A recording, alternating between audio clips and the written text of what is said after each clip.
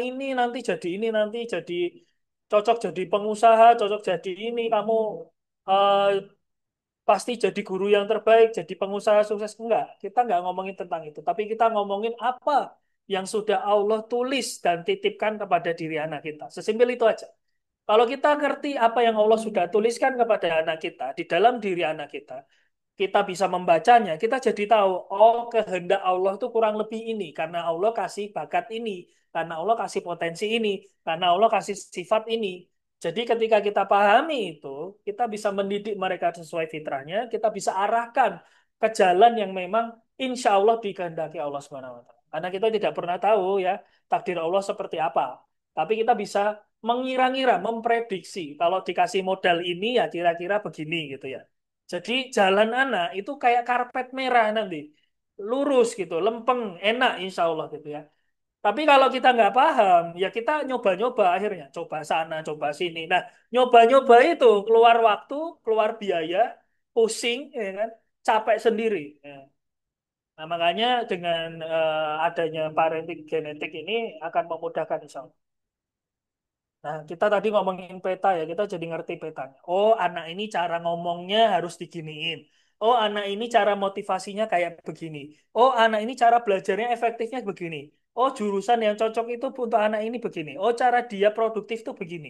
Oh, cara dia untuk berinteraksi dengan orang lain tuh begini. Jadi petanya udah kita pegang, Bapak Ibu. Ketika petanya udah kita pegang, anak itu tinggal kowe lakoni iki le. Nah, kowe ngene, kowe ngene, kowe ngene. Enak, kayak Simbah menasihati kita itu. Kayak Simbah-simbah kita menasihati ini loh le, ngene loh le. Nah, ada ilmunya gitu ya. Jadi kita bisa memetakan si anak. Seperti yang sudah saya sebutkan dulu ketika kita ketemu di seminar Bapak Ibu, anak itu ibarat tanaman. Jadi ada yang padi, ada yang mangga, ada yang mawar gitu ya. Tugas kita adalah mendidik mereka sesuai kodratnya. Kalau padi ya sesuai dengan cara padi hidup terbaik, mangga juga begitu, mawar juga begitu. Jangan dibalik. Kadangkala sama dengan diri kita. Diri kita tuh kayak gini Bapak Ibu. Jadi kita itu eh misalnya tipe kita padi, tipe anak kita mangga. Kita pengen didik anak kita seperti padi. Itu yang sering terjadi, yang saya temui. Jadi dia dididik sesuai dengan apa orang tuanya gitu loh. Misalnya orang tuanya tipenya mangga, anaknya mawar gitu ya tipenya. Harusnya kan dididik sesuai mawar gitu ya, cara merawat mawar. Tapi enggak, orang tuanya pengen didik dia menjadi mangga. Nah, ini yang jadi salah gitu ya. Akhirnya anak jadi stres ya, anak nggak dekat sama orang tuanya, komunikasinya hancur dengan orang tuanya, wah repot itu pasti. Nah, kita harus paham dulu mindsetnya bahwa setiap tanaman itu di contoh-contoh ini semuanya baik. Kalaupun dia tumbuh sebagai mawar, dia harus tumbuh jadi mawar yang terbaik. Kalau dia jadi mangga, jadilah mangga yang terbaik. Kalau dia padi, jadilah padi yang menguning dengan baik. Gitu. Sehingga kebermanfaatan dia untuk masyarakat, untuk dirinya, itu akan lebih maksimal. Nah, tugas kita sekarang adalah bagaimana mengetahui benih apa sih yang Allah titipkan itu kepada diri anak kita. Kita nggak bisa milih benihnya, Bapak Ibu. Kita yang bisa kita lakukan adalah untuk memahaminya, gitu. Memahaminya kalau udah tahu, oh ya Allah, aku bersyukur ya Allah, ternyata benih anakku ini mangga tipenya. Meskipun aku padi tipenya, meskipun orang tuanya padi, oh aku akan didik dia seperti benih dia yang sudah dititipkan Allah ini.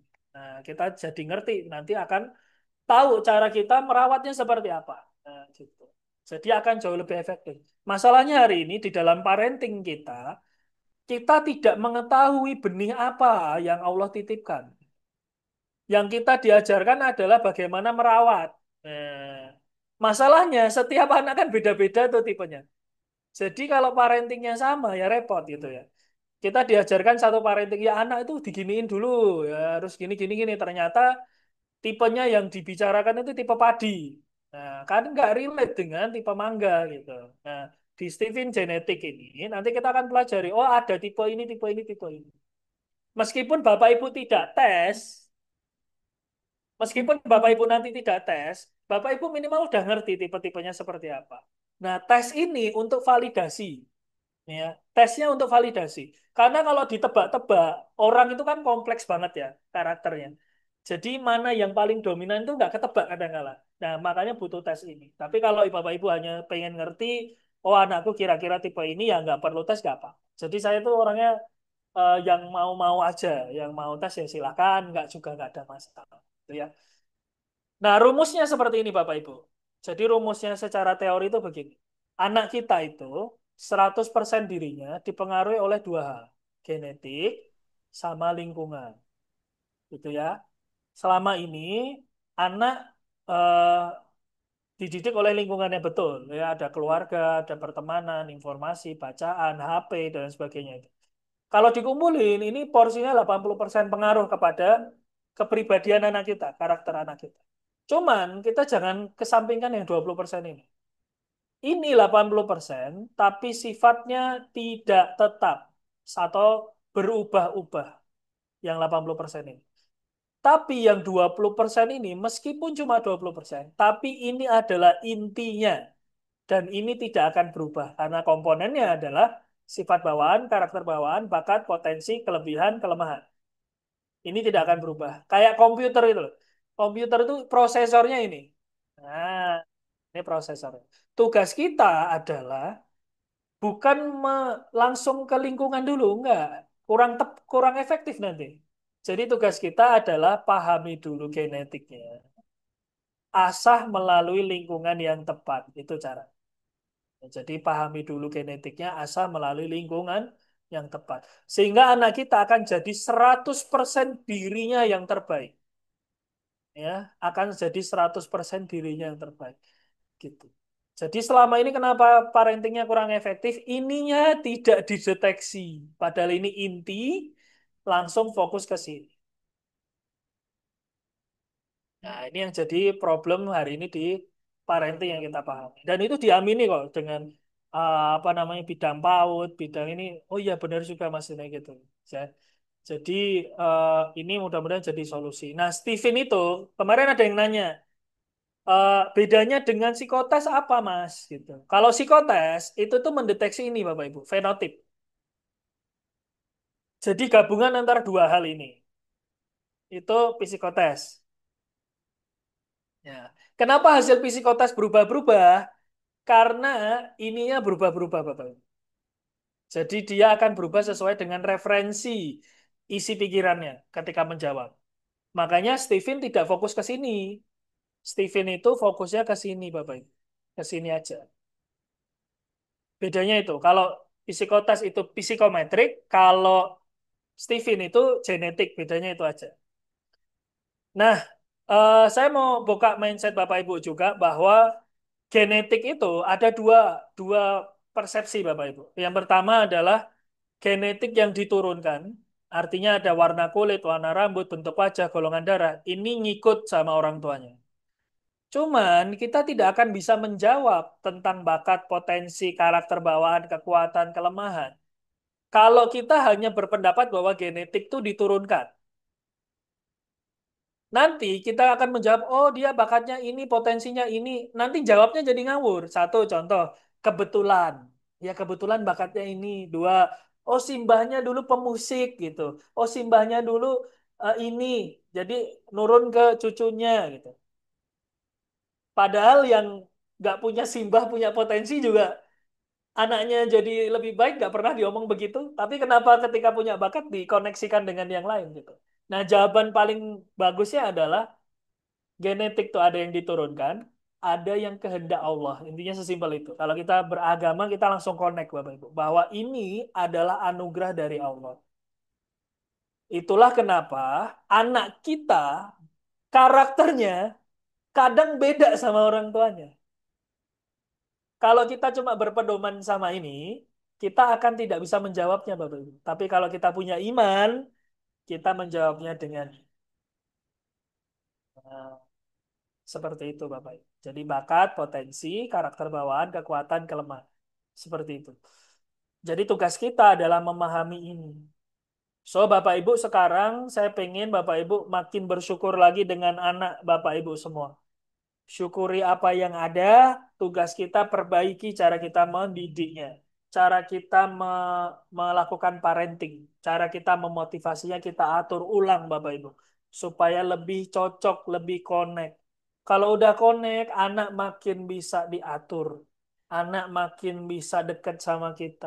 Karena siapa lagi sih Bapak Ibu yang nanti jagain kita ketika kita tua? Ya anak kita. Kalau kita udah dekat sama anak kita menghormati kita, mengikuti arahan kita yang tentu kita arahkan ke yang baik-baik gitu ya. Insya Allah ya. Anak akan berbakti, makin senang dan ketika nantinya 5 tahun lagi atau 10 tahun lagi ya, ketika anak itu udah mulai remaja, anak itu akan berterima kasih kepada Bapak Ibu. Karena makasih ya Ma, makasih ya Pak. Bapak udah memahami aku dengan baik. Mama udah menghargaiku dengan baik. Itu tidak ternilai harganya. Nggak ternilai. Kita pengen seperti itu. So, pertama, temukan dulu genetiknya, gembleng dengan lingkungan yang tepat. Nah, simple rumusnya. So, bagaimana kita tahu genetik adalah dengan kemampuan otak. Kalau kita tahu kemampuan otak anak, cenderungnya kemana, potensinya kemana, kita seperti memiliki buku panduan untuk memahami mereka. So, inilah fungsi dari Stephen. Stephen ini adalah teknologi pemetaan kecerdasan otak yang dikembangkan dari gabungan ilmu neuroscience, psikologi, dan genetika. Nah, kuncinya adalah pahami fitrahnya. Kalau kita bisa memahami fitrahnya, kita akan membuat anak percaya diri. Udah pasti itu, ya, pasti percaya diri. Jadi kalau ada tipenya A, cara bikin dia percaya diri caranya begini, tipe B begini, tipe C beda-beda.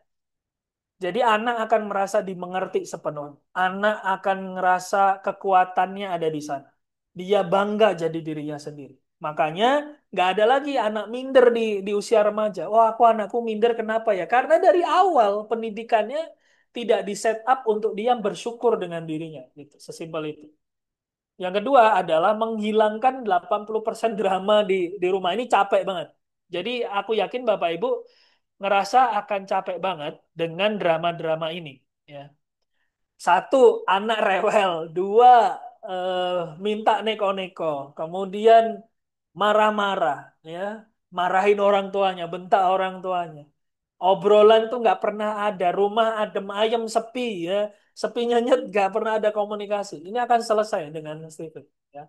Kemudian yang selanjutnya adalah penghematan puluhan juta rupiah karena bisa untuk menghindarkan dia dari salah les, salah bimbel, salah kursus, salah karir, salah jurusan itu yang itu ratusan juta Bapak Ibu, bisa puluhan sampai ratusan juta untuk anak bisa lulus dari kampusnya. Belum kos-kosannya, belum makannya dan lain sebagainya. Jadi kita bisa hindarkan ini. Ya. Jadi satu kali tes bisa dipakai seumur hidup. Jadi kalau kita punya peluang hidup itu 50 tahun, 60 tahun, Steven itu kepake selamanya. Gitu. Jadi hasil tesnya itu tidak akan berubah. Tahu bagian diri anak yang harus ditingkatkan dan mana yang harus diperbaiki. Kita punya kompas dari awal. Kompasnya, nah ini cocoknya di mana, arahnya seperti apa. Nanti saya bimbing Bapak Ibu. Karena metode saya bukan seminar. Hari ini kan kita webinar nih. Tapi kalau Bapak Ibu sudah tes, nanti kita modelnya adalah mentoring ya, dan coaching. Satu-satu. Ya. Masalahnya apa? Solusinya ini Bu, kasih ini. Bu, ini modulnya. Terapkan ini dulu selama seminggu, baru kita evaluasi mingguan. Nanti udah oke Bu, udah set up, udah settle, masukin modul 2 ya. Nanti udah oke lagi minggu ketiga masukin modul 3. Kalau belum selesai, di modul 1 kelarin dulu. Install dulu sampai benar-benar keinstall. Nah, itu metode saya. Itulah kenapa saya bisa kliennya itu ratusan Bapak Ibu. Karena rawatnya itu loh, ngerawatnya. Capek memang, tapi Bapak Ibu pasti ngerti lah. Cara merawat klien dengan baik itulah yang akan mendatangkan klien berikut. Itu yang saya jaga sampai hari ini, Pak. So, kenapa harus sekarang? Karena lurus dari kecil itu lebih mudah daripada meluruskan yang sudah bengkok. Kalau udah terlanjur itu akan lebih susah. Jadi kalau masih kecil, masih remaja, masih oke. Kalau memang sudah lebih dari remaja, ada challenge tersendiri. Nanti metodenya beda lagi untuk bimbingannya, Bapak Ibu. Bimbingannya kalau Bapak Ibu punya anak usia 17-18 tahun, nanti yang saya bimbing dua-duanya, orang tuanya dan anaknya gitu. Tapi kalau masih kecil, orang tuanya saja cukup karena anaknya belum bisa diajak komunikasi ya dengan dalam gitu ya. Jadi orang tuanya harus kita eh, beresin dulu mindset dan juga cara cara mendidiknya. Oke, ini bedanya Bapak Ibu sebelum kita ke materi inti. Jadi saya dulu di awal saya mindsetkan dulu Steven tuh biar kelar dulu apa gitu ya. Nah, Steven itu bedanya dengan metode lain apa? Kalau tes IQ, dia itu ngukur kapasitas otak.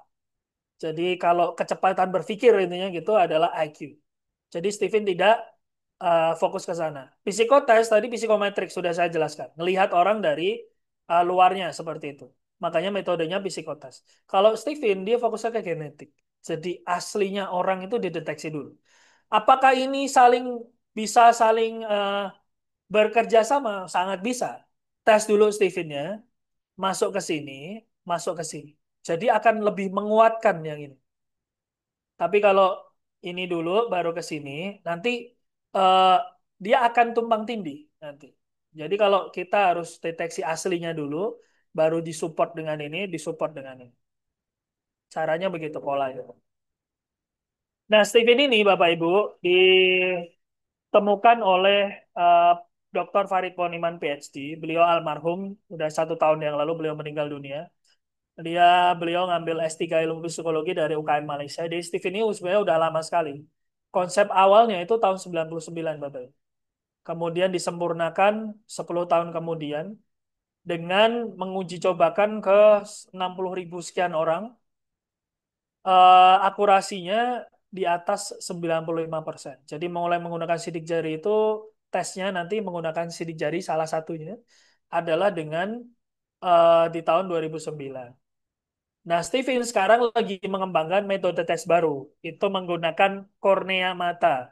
Jadi kornea mata, iris. Jadi kornea mata kita itu ternyata bisa mendeteksi tipe-tipe kita. Nah, jadi kalau hari ini kok bisa, kok ini ya? Mungkin kitanya belum ngerti ilmunya ke situ ya, Bapak Ibu. Hari ini eh, tes Steven ini sudah diikuti 698.000 orang. Jadi kalau tes ini tidak terbukti, dia tidak akan sebanyak ini, Bapak. Sesimpel itu. Cara pikir kita sesimpel itu. Next adalah ini.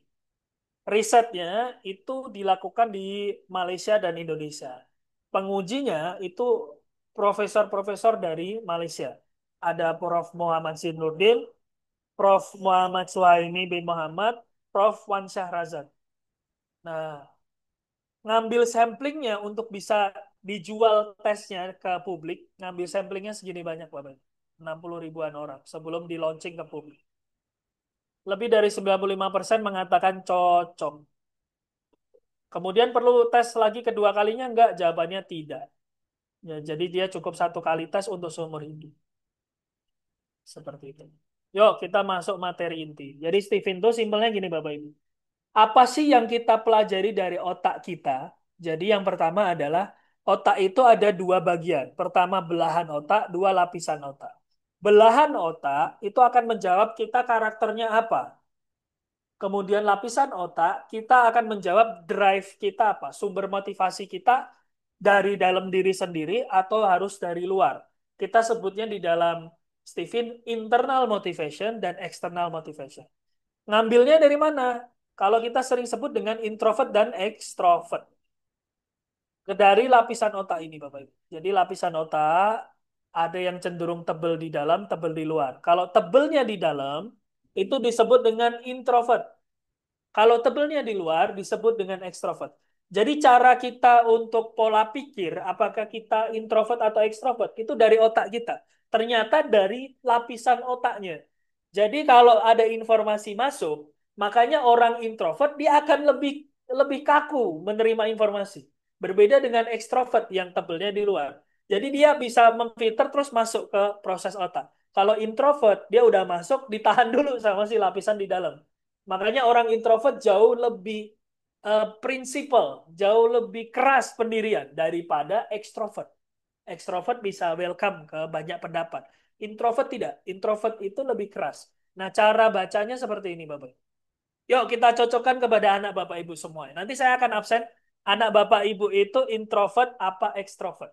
Kita akan mulai, Bapak Ibu ya. Tipenya apa? Pertama, anak introvert itu sumber motivasi atau stimulannya itu berasal dari dalam keluar. Makanya orang introvert itu jauh lebih berpendirian, lebih punya prinsip. Jadi kalau belum terbuka pikirannya, dia tidak akan melakukan sesuatu. Itu stimulannya dari dalam keluar. Jadi stimulannya harus dari dalam dirinya sendiri. Makanya kalau ada anak introvert, dia itu butuhnya di coaching, bukan dimotivasi. Jadi kalau Bapak Ibu punya anaknya tipenya introvert, dimotivasi mental Bapak Ibu. Tugas Bapak Ibu adalah ngajak bicara hati ke hati, pikiran dengan pikiran. Jadi Bapak Ibu itu fokusnya adalah, Dek, kamu maunya apa? Misalnya dia ngomong, aku mau jadi pemain sepak bola. Oke, kau mau jadi pemain sepak bola. Kalau mau jadi pemain sepak bola, kira-kira menurutmu apa yang harus kau lakukan? Eh, aku harus latihan bola ya, kata dia. Oke, setelah latihan bola, apa yang harus kau lakukan dalam latihan itu? Dia akan ngomong lagi, oh aku akan latihan keras. Oke, ayah kunci ya. Berarti kau pengen jadi pemain sepak bola, kau harus latihan dan latihannya dengan keras. Setuju? Ayo kita cari apa namanya SSB dekat sini. Bapak akan masukkanmu ke SSB. Setuju? Setuju. Dia akan connect Bapak Ibu. Cara kita untuk memasukkan motivasi, memasukkan informasi, caranya begitu. Metodenya coaching kalau introvert. Kalau ekstrovert sebaliknya, metodenya adalah konseling, konsultan. Nah, gitu-gitu ya, konseling, konsultan. Ya, jadi konsultan gitu. Karena anak ekstrovert ini terlalu banyak pilihan. Makanya dia kadang ke sini, kadang ke sini, kadang ke sini, kadang ke sini, bingung deh. Tugas kita adalah, Dek, sini deh. Bapak arahin ya, Ibu arahin ya. Kamu pengennya kan mau jurusan ini. Kau ngelakuin ini dulu. Satu, dua, tiga, empat, lima. Kau lakukan satu persatu. Nanti kau sampai ke tujuannya. Oke? Oke, kata dia. Nah, itu ekstrovert. Itu namanya sumber stimulan, Bapak Ibu. Kemudian, falsafah hidup ya, yang dia yakini adalah dia bergerak karena diancam.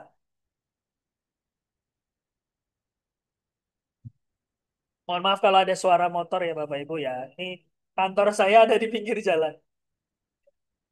Jadi suara di Solo ini terlalu tenang, jadi ada orang-orang yang terlalu kreatif untuk dia kenal pot brong.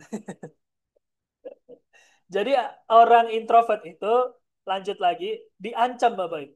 Jadi kalau anaknya itu introvert, tugas Bapak dan Ibu adalah bagaimana dia itu merasakan bahaya yang luar biasa ketika dia tidak bergerak.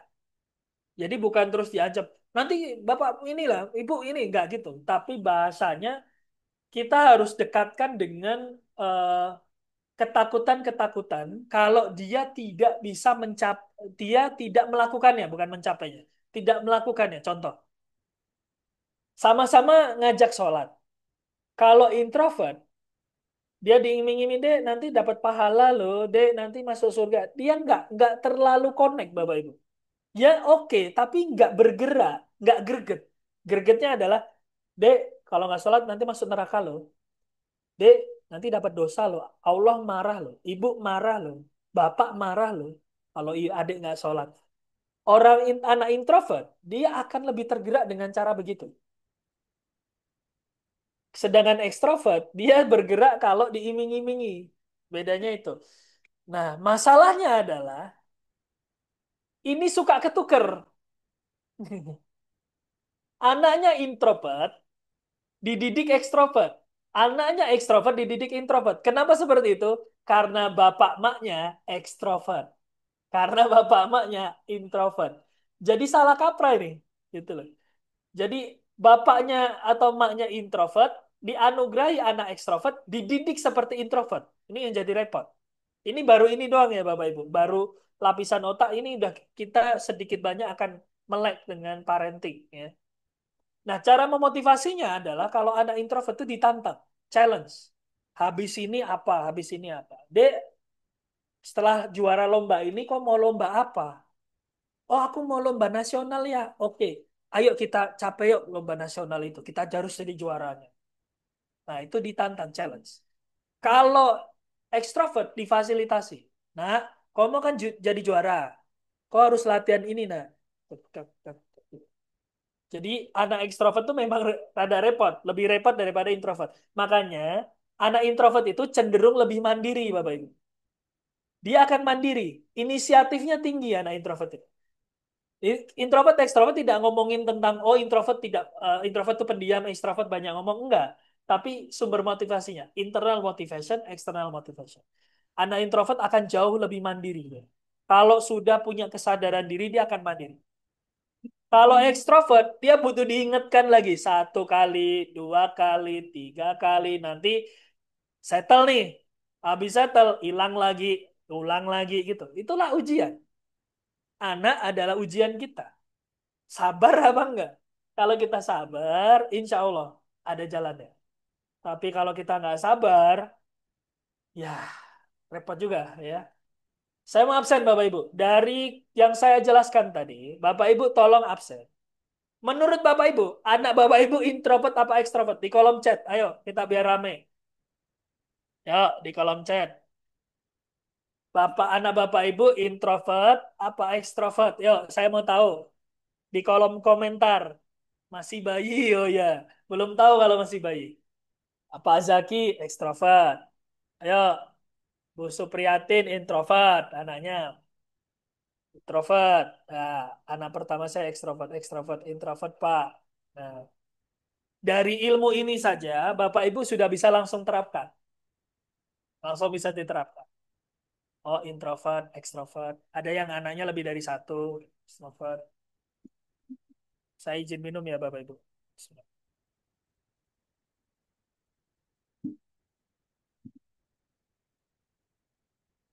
Yang satu ekstrovert, yang satu introvert. Nah, sebenarnya Bapak Ibu sedang membuktikan bahwa kuasa Allah itu ada di dalam diri anak kita. Dari otaknya. Karena anak itu berbeda. Nah, ini Bapak Ibu sudah membuktikan. Dari lapisan otak. Nah, ini yang sudah pernah tes Steven juga. Kemudian anak saya sudah pernah tes Steven, hasilnya sensing extrovert. Ibu yang sudah tes Steven, boleh nanti ikut program parenting kita, Bang. Ibu, kemudian chat saya aja. Nah, kalau sudah tes. Extrovert, introvert. Nah, baik, kita lanjut ya. Kita lanjut. Nah, Steven ini mendeteksi bagian otak paling dominan yang menjadi kekuatan utama dari seseorang secara genetik. Jadi bedanya tes Steven di tempat lain sama di tempat saya adalah saya ada bimbingannya dan nggak bayar lagi. Saya ada bimbingannya sebulan, nggak bayar lagi, nggak dipungut biaya lagi. Karena saya pengennya impact-nya langsung landing ke bawah. Itu visi saya.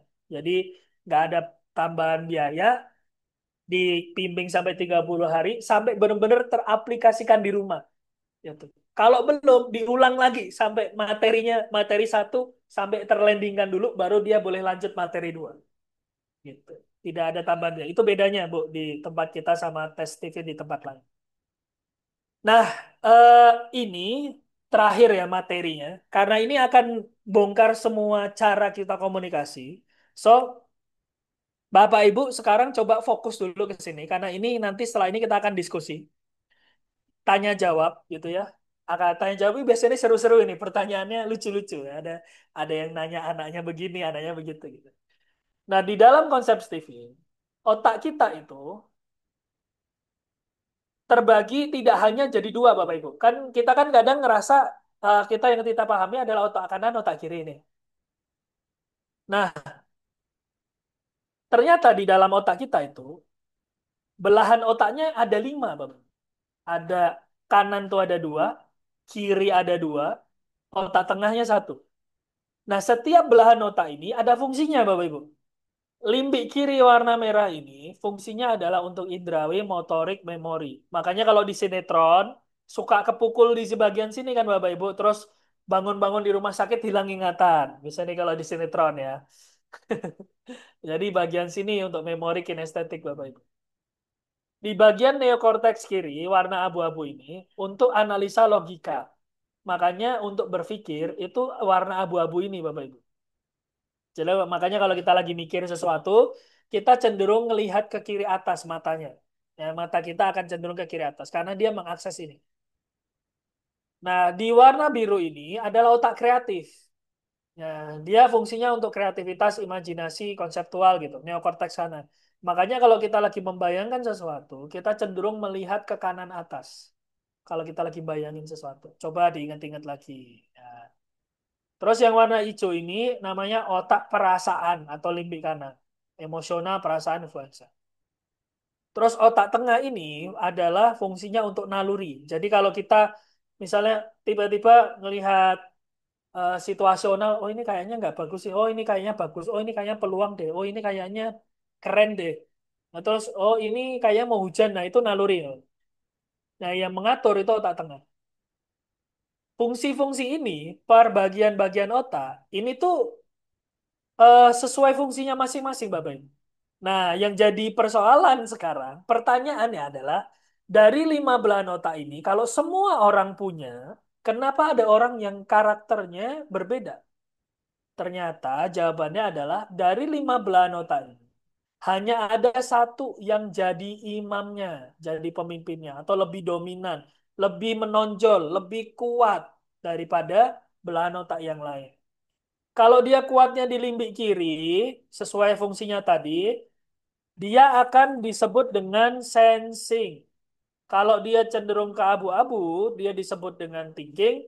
Kalau yang warna biru, intuiting. Warna hijau, feeling. Warna kuning, instinct. Jadi, Bapak Ibu, dari lima belah nota ini ada satu dominan. Nah, dari Allah Subhanahu wa taala sudah memberikan kita anugerah. Oh, anakku ternyata dominan di sini, disebut sensing. Makanya tesnya disebut Stephen Bapak Ibu. S T I F I N. Stephen sesuai belahan nota. Nah, kalau mau diskemakan kayak gini Bapak Ibu. Skemanya ini ibaratnya belahan otak kita ya. Ini, ini, ini, gitu ya. Nah,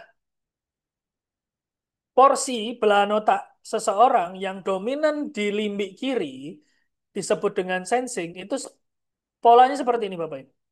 Jadi dominannya di limbik kiri. Ingat, limbik kiri tadi ngatur apa? Kinestetik dan memori. Maka orangnya, anaknya cenderungnya kelihatan rajin. Diajari untuk bersih-bersih dia suka. Ketelitiannya tinggi, orangnya detail. Jadi kalau kita janjiin sesuatu kepada dia, itu ingat banget. Terus dia suka dengan aktivitas-aktivitas luar ruangan. Nggak pernah capek. Ya, kekuatannya itu nggak habis-habis gitu.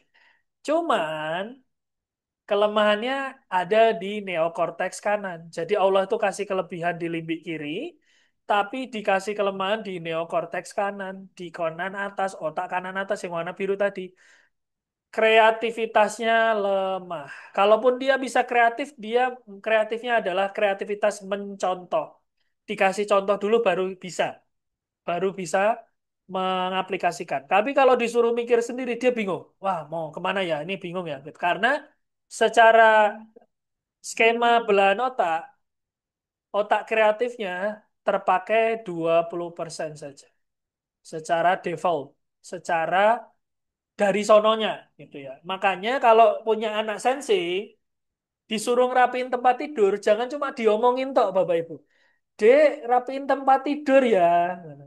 Nanti dia bingung. Rapiin tempat tidur itu kayak apa toh, mah? Gitu. Ya itu loh, ya dilipat-lipat itu, gitu. Bantalnya ditaruh, gitu. Nah, oke mah kata dia, ya kan dia ngerti nih. Mulailah dia dengan imajinasinya dia yang terbatas, taruhlah dia bantal di mana, selimut di mana. Terus kita masuk ke kamarnya. Loh, Dek, kok bantalnya di sana, selimutnya di sana? Lah kan kata Mama ini ditaruh di sini, selimutnya di sini. Wah, jadi kacau. Makanya anak sensing itu harus diberikan contoh, Bapak Ibu. Dia dikasih contoh. Nah, cara ngelipet tuh begini. Satu, dua. Oh, terus taruh bantal tuh di sini ya. Gitu. Oke. Terus kemudian diajak praktek. Satu, dua gitu. Nanti begini ya, adik. Gini ya, gini, gini, gini. Taruh sini. Anak sensing ingat. Anak sensing pengingat. Dia pengingat. Diajari sekali dua kali, connect Bapak Ibu. Kalau sambil praktek. Tapi kalau cuma diomongin, ingat, otak kreatifnya lemah. Jadi untuk bahasa, untuk kata-kata, dia akan sulit memahami. Tapi kalau ada gambarnya, ada contohnya, ada videonya, dia cepat untuk menyesuaikan. Itu anak sensing. Itu ya. Nah, cara belajar dia bagaimana? Cara belajar dia adalah dengan belajar sambil praktek. Nih di sini. Tuh. Beri dulu videonya, misal contoh. Nah, cara menendang bola dengan baik. Bapaknya nggak bisa nyontoin. Kasih video. Dek, ini lihat nih. Ini Cristiano Ronaldo. Ini nendangnya begini, sikapnya begini. Anak sensing, ngelihat itu, dia langsung masuk. Karena dominannya limbik kiri. Masuk dia, informasi keingat. Terus dia mencoba praktek. Nah, dari praktek itulah dia akan jadi, Bapak Ibu.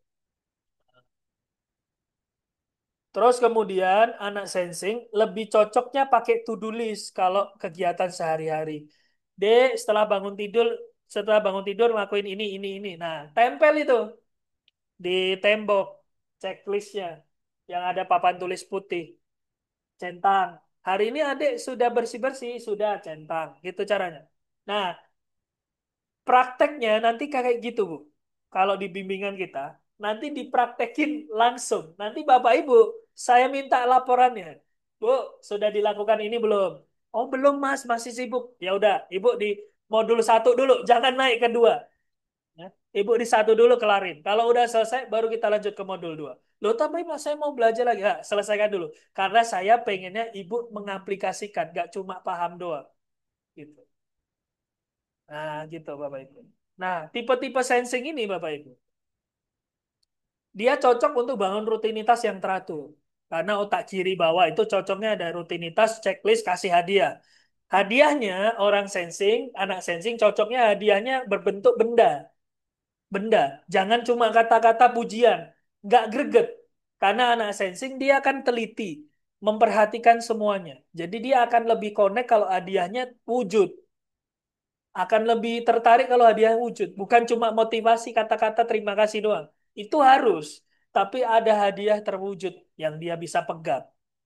Yang dia realistis tercipta. Nah, gitu. Jadi anak sensing itu ada bahasa cinta, cara motivasinya. Nah, kita akan lebih dalamkan lagi nanti kalau Bapak Ibu sudah melakukan tes karena lebih lebih dalam lagi. Karena saya bisa sekali menjelaskan itu bisa 2 jam Bapak Ibu. Sampai benar-benar ngelotok ilmunya. Ngerti, orang tuanya mindsetnya udah ngerti, baru saya install prakteknya. Tuh, tapi kalau orang tuanya belum ngerti ya diulang lagi sampai benar-benar. Tapi insya Allah langsung ngerti. Oke.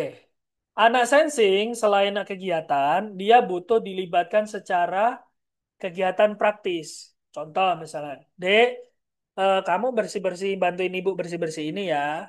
Caranya begini. Cara ngasih makan begini, cara ngasih makan kucing begini, cara bersihin tanaman begini. Dia senang. Oh iya ibu ya senang. Anak sensing suka bergerak. Kalau anak sensing tidak dikasih ruang untuk bergerak, berolahraga, dia akan merusak barang. Nah, itu. Makanya disebut dengan hiperaktif. Sebenarnya bukan karena hiperaktif, Bapak Ibu. Karena pola pikirnya dia memaksa dia untuk bergerak terus. Si limbik kiri ini, otak limbik kirinya. Jadi anak sensing kalau orang tuanya udah ngerti, aktivitas olahraganya diperbanyak. Pagi olahraga, sore olahraga gitu. Ada ruang bermain untuk dia melampiaskan pergerakan tubuhnya. Kalau enggak, dia akan banting sana, banting sini, lari sana, lari sini, ngabrakin apa-apa. Karena dia tidak terlampiaskan kinestetik. Makanya orang-orang seperti ini yang aktivitasnya tinggi, teliti, rapi, memperhatikan. Anak sensing itu pasti memperhatikan penampilan. Coba Bapak Ibu, pernah ngajarin anak memperhatikan penampilan?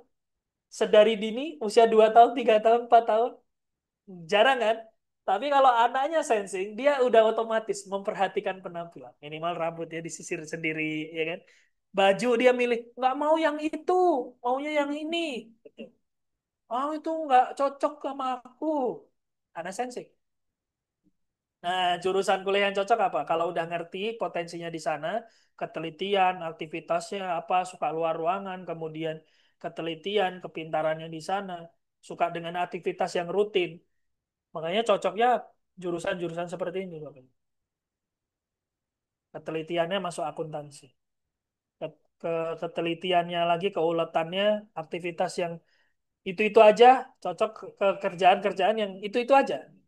Nggak membutuhkan kreativitas yang tinggi. Kalaupun dia masuk desain komunikasi visual, apakah bisa? Bisa aja. Tapi dia akan lebih banyak mencontoh, amati, tiru, modifikasi. Itu cara dia. Farmasi, arsitektur, ilmu gizi, dan sebagainya. Kalau kita udah tahu seperti ini, Bapak Ibu, kita udah ngerti harus milih yang mana, arahnya kemana. Ini baru sensing ya, Bapak Ibu ya. Terus thinking. Nah, thinking itu neokorteks kirinya tinggi, Bapak Ibu. Kepintarannya luar biasa. Kepintarannya luar biasa. Makanya anaknya cenderung logis, rasional, kurang peka, dingin, suka sendiri, ya, tanya data, kritis, tegas menuntut hak, maskulin. Nah, itu anak tinggi. Jadi suka bertanya kenapa? Kenapa sih aku nggak boleh begini? Kenapa sih harus begitu? Terus ini fungsinya untuk apa ya? Ini fungsinya untuk apa, Bu? Gitu. Dia nanya semua yang ditanyain, ya. Dan pertanyaannya kritis-kritis. Coba, siapa yang ngajarin dia pertanyaan kritis? Kalau bukan dari bakatnya, bukan dari bakat alamiahnya. Nggak ada yang ngajarin dia. Jadi memang ada itu bakat alamiah itu. Dia nggak pernah diajarin. Tapi karena Allah anugerahkan otaknya dominan di neokortex kiri, ya begitulah dia.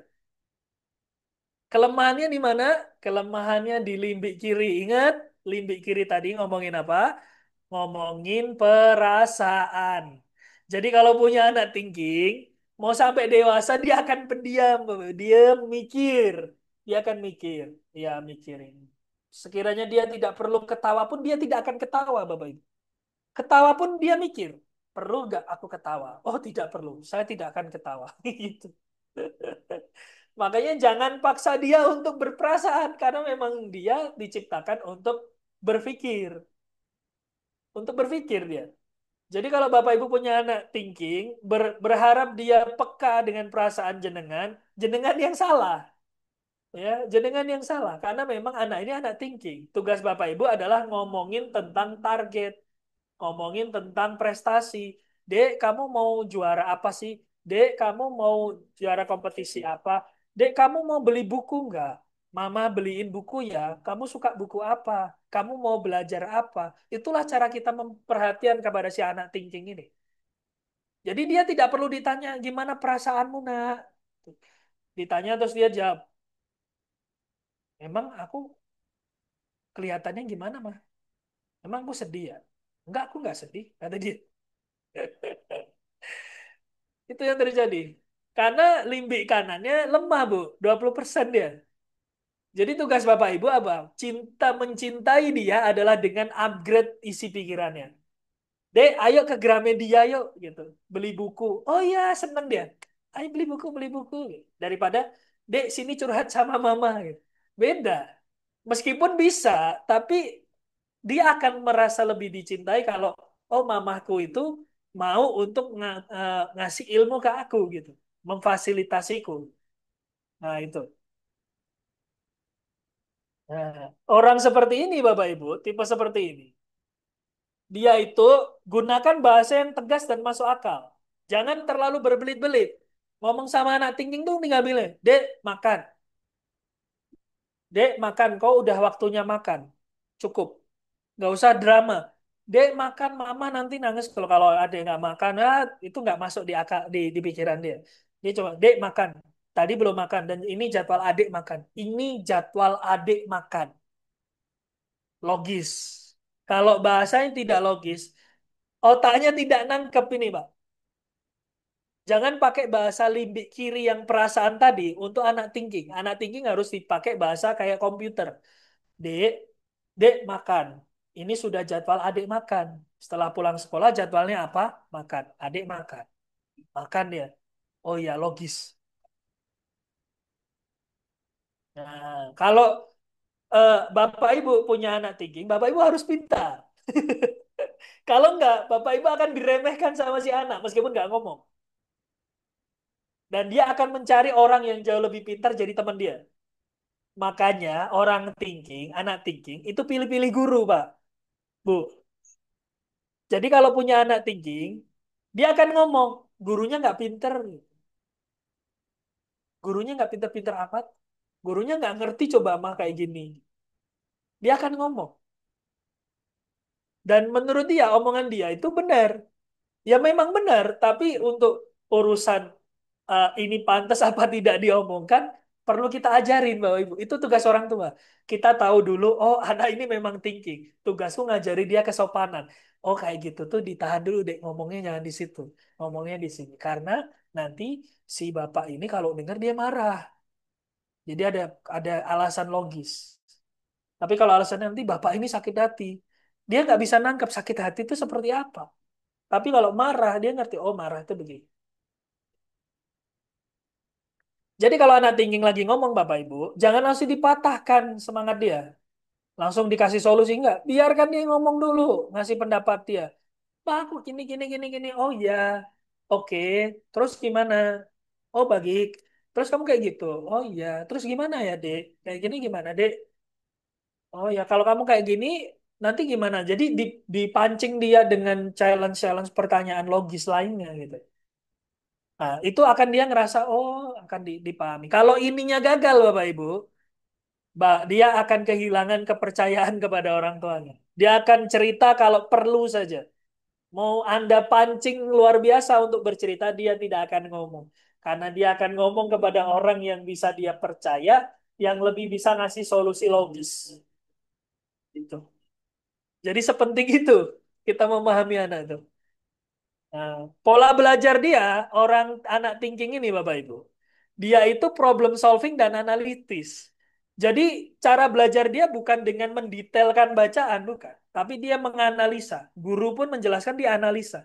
Makanya orang-orang seperti ini, kita pernah tahu kan, dia seperti tidak belajar, tapi nilainya bagus.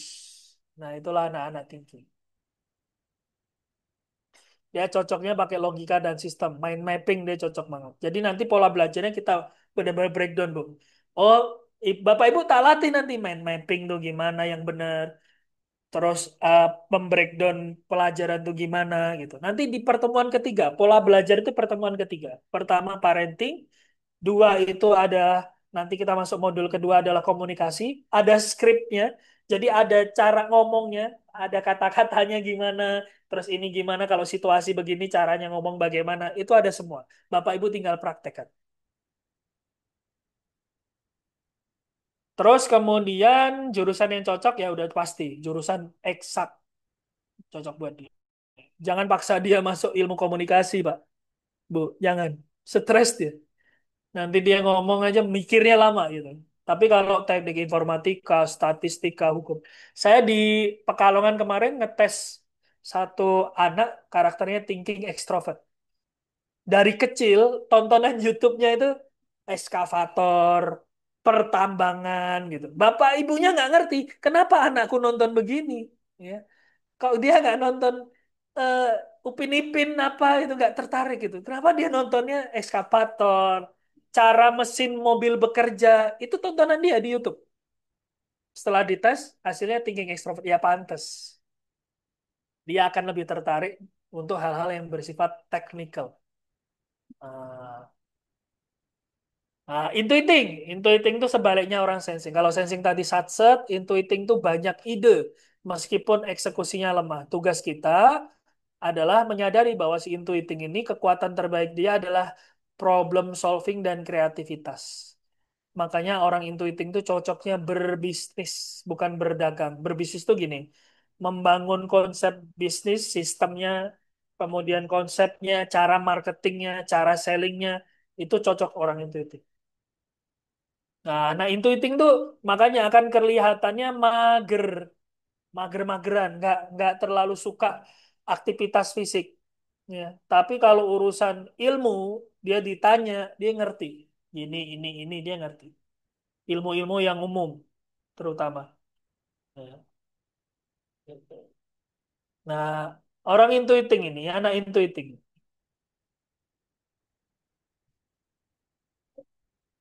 Bentar, Bapak Ibu, ada suara motor ya. Nah, anak intuiting ini sukanya imajinatif, visioner, dan penuh ide. Makanya dia akan mengaplikasikan, dia anak intuiting ini kalau dikasih aturan, dia melawan aturan, Bapak Ibu. Ini pola pola pikir orang neokorteks kiri dominan, neokorteks kanan dominan, intuiting. Jadi kalau dia dikasih aturan, dia akan mencari aturan baru. Nah, ini tricky. Kalau tidak di coaching sama saya, dia akan susah. Yang kedua, dia punya aturan sendiri, dilanggarnya sendiri. Nah, itu orang intuiting. Nah, kita bisa desain nanti caranya supaya dia tetap produktif, tapi dengan cara intuitif. Nah, ini tricky banget. Jadi, si orang intuitif ini mendisiplinkannya, itu harus dibuka dulu pikirannya tentang eh, imajinasi di masa depannya. Kau mau jadi apa, Dek, 10 tahun lagi, 15 tahun lagi? Oh, aku mau jadi pengusaha. Oke, kita breakdown ya. Pengusaha itu apa isinya? Satu, dua, tiga, empat, lima, enam. Oke, cara mencapainya gimana? Satu, dua, tiga, empat, lima, enam. Dibuka semua. Baru dia bisa connect. Makanya orang intuiting tuh cocoknya masuk di jurusan apa? Desain, arsitektur, gini-gini, Bu. Yang abstrak. Jangan masukin ke akuntansi. Bunuh diri nanti dia. Pusing malahnya. Wah, apa ini? Gitu. Nah, sebelum terakhir, dua terakhir, Bapak Ibu. Ini yang paling banyak di Indonesia. Namanya feeling. Anak feeling itu kelemahannya di mana, Bu? Udah jelas ya? Neokortex kiri. Thinkingnya 20% aja. Makanya sedari kecil dia suka cerita tentang orang lain. Pulang dari rumah dia suka ngomong. Bu, Ma, tadi aku tuh main sama si ini. Tahu nggak, mah gini bla bla bla bla bla bla bla. Kalau punya anak feeling, kalau dia lagi cerita, dengerin dulu, Pak. Bu, jangan langsung dibantah, jangan langsung dipotong. Meskipun dengerinnya males. Ya. Ini masih ngerjaan masih banyak dengerin dia gitu. Itu fakta lapangan, tapi tanggepin aja. Oh iya, sambil mama ngerjain ini ya, kamu boleh cerita di samping mama sini. Kamu cerita sini, Dek. Mama sambil nyetrika ya. Kamu terusin ceritanya. Dia cerita. Dengerin radio aja, Bu. Nah, dia akan ngerasa dihargai. Nah, dari situlah dia terbiasa berbicara. Komunikasinya bagus. Salah satu tokoh orang feeling yang pernah Bapak Ibu temui, namanya Coach Shafi'i Effendi. Coach Shafi'i itu feeling, Bapak Ibu. Makanya cara dia berbicara itu kuat. Ya. Nah, orang feeling itu sukanya apa? Nimbrung, sukanya ngobrol, sukanya tukar pikiran, gibah, itu orang feeling. Indonesia rata-rata feeling, Bapak Ibu. Jadi jangan heran kalau lagu Denny Caknan laku, NDX laku, Via Valen laku, ya, lagu Galau laku, Korea laku, itu. Karena feeling rata-rata. Makanya pendidikan kita kalau masih eh, seperti ini, dia hanya akan mewadahi orang thinking, Bapak Ibu. Pendidikan kita selama ini berfokus kepada orang thinking. Makanya orang thinking akan kelihatan lebih pintar daripada yang lain. Dan orang feeling akan kelihatan lebih bodoh daripada yang lainnya. Karena pola eh, pendidikan kita masih memang menghafal dan sebagainya. Gitu. Belum bisa memadai semuanya. Karena itu, Bapak Ibu, kalau dia di sekolah nggak apa-apa, dia bertarung dengan kehidupan nyata. Tapi ketika di rumah, tolong banget, dia harus jadi dirinya sendiri. Dia harus jadi dirinya sendiri, Bapak. Jangan sampai dia udah di luar dibantai dengan kehidupan nyata, pulang ke rumah masih dibantai sama orang tuanya dalam tanda kutip. Kasihan, Bapak Ibu. Kasihan. Dia masih kecil, ya. Tugas kita adalah membuat dia nyaman dengan dirinya. Dia sadar dengan kekuatannya, memaksimalkan itu. Itu, Bapak Ibu. Nah, anak feeling bagaimana cara dia belajar? Cara dia belajar adalah dengan diskusi. Auditori. Dia orang feeling itu auditori. Jadi kalau baca LKS dia akan cepet tidur, ngantuk dia. Baca LKS, baca apa, pusing dia. Tapi kalau diceritain, dek, ini tuh materinya ngomongin ini loh. Nah, makanya saran saya ketika punya anak feeling, tugas orang tua adalah, dek, kau kuliah atau kau sekolah, rekam audionya. Ngomong kalau misalnya di ditegur, loh kenapa apa ini buat ngerekam Bu, saya auditori dominan. Jadi saya mau ngulang lagi apa yang Ibu sudah bilangkan di rumah. Nanti sambil saya catat poin-poin intinya. Nah, itu cara dia. Nomor dua, diskusi. Saya pernah nge-coaching eh, beberapa ya calon mahasiswa mau ujian, ujian masuk perguruan tinggi. Tipenya feeling. Dia ngomong sama saya, Mas, aku pusing banget katanya. Pusing banget. Aku udah bimbel ke sana ke sini bayar puluhan juta nggak masuk. Oke, metode gurunya bagaimana? Oh, metode gurunya analisa begini-begini. Ah, kurang cocok dengan kau. Kau kan feeling introvert. Tugas kau adalah ngomong sama gurunya, Bu, boleh nggak Bu, saya ada sesi berdua. Saya mau diskusi sama jenengan. Saya mau tanya jawab. Terus kemudian kedua, catat poin-poin pentingnya. Rekam, terus ulang lagi. Itu dilakukan sama dia di bimbelnya. Alhamdulillah sekarang masuk di UNS yang sama yang sebelumnya itu nggak pernah kepikiran mau masuk di negeri. Dia udah ada nggak mampu nih saya nih. Alhamdulillah sekarang di UNS. Jadi kalau anaknya remaja nanti langsung sama saya Bu. Usia 17 ke atas sama saya. Jadi tak coaching bener-bener. Dia harus terlandingkan gitu. Saya pengen impact-nya itu terasa. Karena itu ngimpact ke diri saya nantinya gitu. Jurusan yang cocok buat feeling apa? Psikologi, pendidikan, kesejahteraan sosial, ilmu komunikasi gitu-gitu. Bu. Karena sesuai dengan bawaan lahirnya, suka ngomong, suka suka bercerita, suka mendengar orang. Jadi kalau dia masuk di psikologi dia akan jago banget, jago banget. Di pendidikan dia jago banget. Untuk pelajaran-pelajaran tertentu, bimbingan konseling dia akan jago banget. Makanya Coach Shafi Effendi itu kalau jadi motivator cocok. Dia bakat ada, kerja keras ada. Terakhir adalah ada anak yang balance, Bapak Ibu.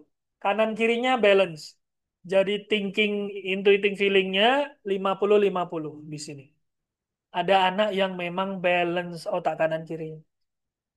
Anak insting ini, anaknya tipenya cepat dewasa, Bapak Ibu. Karena dia tipe skema otaknya balance. Dia bisa memahami orang tuanya. Dia bisa memahami teman-temannya. Biasanya dia jadi penengah buat konflik keluarga. Dia jadi penengah dari teman-temannya. Mendamaikan teman-temannya. Gitu. Di tengah. Kekuatan dia adalah bisa menekuni semua hal, tapi kurang bisa spesifik. Jadi memang terlahir untuk jadi penengah. Jadi memang di dunia ini tuh harus ada orang penengah, Bapak Ibu. Penasehat. Nah, gitu. Cuman kelemahannya adalah anak insting itu pemarah. Apa itu? Pemarah. Kenapa pemarah? Anak insting lapisan otaknya tidak ada. Jadi otak tengah itu dia tidak punya lapisan otak. Midbrain itu tidak punya lapisan otak. Makanya dia kalau marah langsung meledak, kalau seneng langsung bahagia. Jadi kalau punya anak insting tricky nih Bapak Ibu. Bapak Ibu harus paham kalau dia lagi meledak, jauhkan dia dari barang-barang lempar-lempar itu. Dan pahami kata-kata apa yang ngebuat dia ke-trigger. Biasanya anak insting tuh kalau ke-trigger untuk marah, disindir biasanya. Oh, dia kalau disindir langsung marah. Yang kedua adalah disuruh dengan nada keras. Reptilian brain atau midbrain ini akan aktif ketika dua hal ini terancam bagi dia. Ancaman atau diancam. Jadi tugasnya adalah kita akan set up Bapak Ibu di pola komunikasi insting tuh kata-katanya memasukkan apa namanya komunikasi itu seperti apa. Itu udah ada semua, Bang. Nanti tak kasih contoh modulnya. Tak kasih contoh modulnya. Nanti diterapkan langsung di rumah. Nah, cocoknya jurusannya adalah bagian-bagian yang di tengah-tengah, Bapak Ibu. Manajemen, ilmu sosial, pariwisata. Kalau bisnis cocoknya jadi makelar, gitu-gitu cocok deh. Entrepreneur, event organizer, diplomat, konsultan, itu cocok. Nah, sampai terakhir, Bapak Ibu, kita akan pahami sesuai apa namanya segi lima Steven. Jadi Steven itu ada pola hubungan, Bapak Ibu. Ini akan lucu ini. Ini lucu ya. Contoh Bapak Ibu silakan apa namanya dicocokkan dengan diri sendiri. Contoh ada. Kalau panahnya merah, ini namanya mendukung, Bapak Ibu. Kalau yang warna hitam menaklukkan. Nah, maksudnya gimana? Kalau mendukung tuh gini. Insting mendukung intuiting, intuiting mendukung feeling, dan seterusnya. Menaklukkan, insting menaklukkan feeling, feeling menaklukkan thinking. Jadi gini Bapak Ibu. Kalau dia mendukung, berarti mensupport. Kalau didukung, berarti dia menarik yang di belakangnya. Contoh, insting mendukung intuiting. Berarti ada kelemahan intuiting yang ditutup oleh kelebihan insting. Contohnya gitu, cara memahaminya. Nah, si intuiting ini jadi lokomotifnya insting. Jadi dia menarik insting untuk bertumbuh. Kalau menaklukkan, insting cocok jadi mentornya feeling dan seterusnya. Nah, yang lucu di sini Bapak Ibu. Misalnya nih Bapak Ibu, eh, anaknya tipenya feeling. Bapak Ibu thinking. Kan feeling menaklukkan thinking nih. Maka jangan heran kalau Bapak Ibu debat selalu kalah. Coba diingat-ingat. Bapak Ibu debat, debatnya selalu kalah. Argumentasinya kalah mulu. Padahal Bapak Ibu udah ngerti, ah ini harusnya gini-gini. Tapi selalu kalah debat. Dua, kalau suami ibu, sorry ini buat bapak-bapak ya, izin bapak-bapak. Kalau bapak karakternya intuiting, istrinya thinking, thinking kan menaklukkan intuiting nih Pak. Nanti gaya berhubungan komunikasi Bapak Ibu, Bapak punya ide apa, dibantah sama ibu. Ini lucu. Jadi ini hubungan segi lima nih keren banget. Jadi ini kita akan ngerti. Selama ini kok aku kalah debat sama anakku padahal aku lebih dewasa, lebih tua. Ya karena ini. Om. Nanti detail sampai ke sini. Makanya saran saya, kalau bisa tes sekeluarga, sekeluarga. Investasi aja sekali seumur hidup. Mumpung ada duitnya, mumpung ada rezekinya, masukin. Ini investasi buat keluarga. Keluarga bisa 20, 30, 40 tahun ke depan manfaatnya. Jadi jangan jangan ngira untuk ini nanti keluar ya Bapak Ibu kalau beli sesuatu HP dan sebagainya bisa cepat keluar ini harusnya lebih. Nah, terakhir sebelum saya buka diskusi Bapak Ibu, di Steven nanti di level paling dasar kita akan mengenal diri dulu. Jadi kita selesaiin dulu di sini. Baru nanti level kedua mendidik diri atau tafahum ta'awun, baru kita bisa berkontribusi. Ini nanti milih jurusan dan lain sebagainya. Makanya harus kelar dulu di sini. Kalau ininya level satu 2-nya kelar, kita mau masuk ke level ketiga akan lebih enak. Apalagi level keempat, spirituality. Lebih dekat kepada Allah Subhanahu wa Ta'ala untuk secara spiritual. Makanya orang yang sudah selesai dengan dirinya, biasanya ibadahnya jauh lebih khusyuk.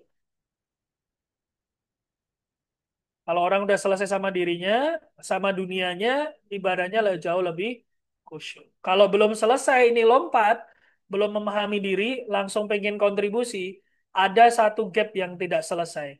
Makanya dia akan ngerasa, kok aku dicurangi terus ya, kok aku diginiin terus sama orang lain, karena ini belum selesai. Jadi level-levelnya kita akan buat itu, Bu. Satu, level 2, level 3, level. Nah, metode tesnya simple, pakai sidik jari. Jadi sidik jari ini nama ilmunya dermatoglepics. Jadi dermatoglepics ini menurut Dr. Chen Yimu, dia adalah pola sidik jari dapat mencerminkan dominansi fungsi otak tertentu yang kemudian digunakan untuk Memahami potensi bawaan seseorang dalam belajar, bekerja, dan berinteraksi sosial. Ini juga diamini oleh Prof. Sutarjo Wiramiharjo. Ini guru besar Fakultas Psikologi Unpad, almarhum nih beliau. Orang dengan gen tertentu akan menunjukkan sidik jari tertentu, maka sifat dasarnya akan sesuai dengan sidik jari. Bapak Ibu coba lihat sidik jari Bapak Ibu, semuanya coba kita lihat, cek. Di situ kan ada polanya Bapak Ibu.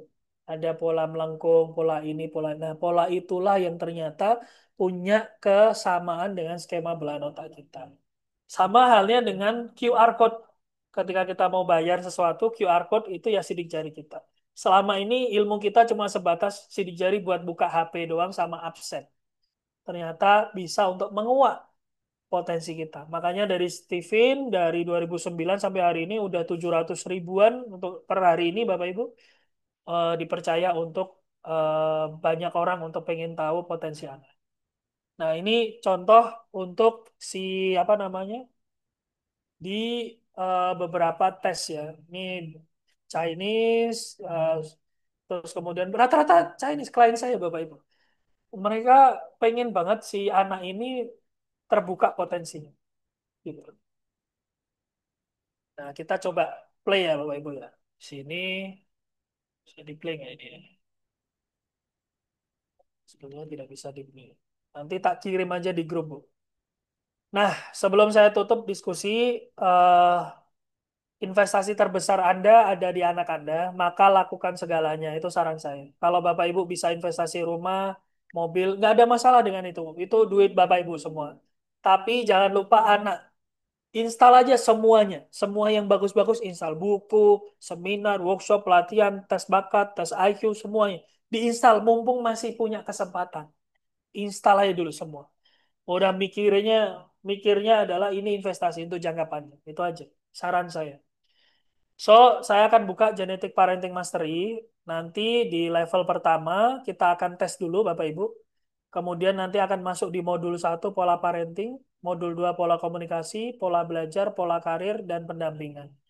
Jadi detail Bapak Ibu. Nanti detailnya akan seperti ini. Outputnya orang tua paham sepenuhnya peta jalan anak itu dulu. Dua, sesi parenting sesuai fitrah. Kita fokusnya adalah hubungan orang tua dan anak harmonis. Itu outputnya. Sesi komunikasi, anak lebih terbuka komunikasi dengan orang tua. Jadi orang tua akan lebih kedekatan dengan anak lebih tinggi.